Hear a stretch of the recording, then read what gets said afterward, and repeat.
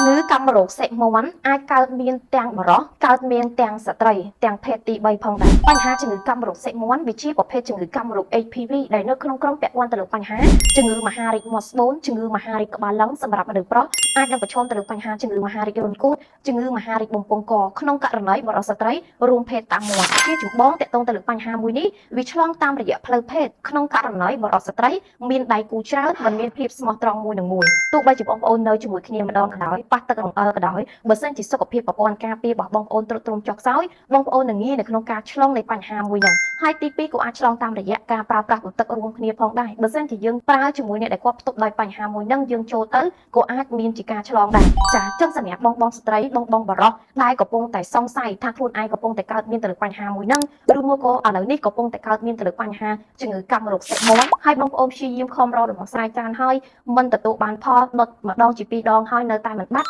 បងប្អូនអាចជ្រើសរើសប្រើប្រាស់ជាមួយនឹងផលិតផលធម្មជាតិ Fimi នេះបានព្រោះយើងមានទាំងកសិមានទាំង feedback ដែលគាត់បានប្រើប្រាស់កន្លងមកទទួលបានប្រសិទ្ធភាពចឹងសម្រាប់ព័ត៌មានបន្ថែមបងប្អូនមានជាចង្អល់មានជាបញ្ហាបងប្អូនអាចឆាតចូលនៅក្នុង page ឬមួយក៏តំណែងមកលេខទូរស័ព្ទរបស់នៃគ្រូ3ប្រព័ន្ធដែលមាននៅក្នុងវីដេអូនេះបាន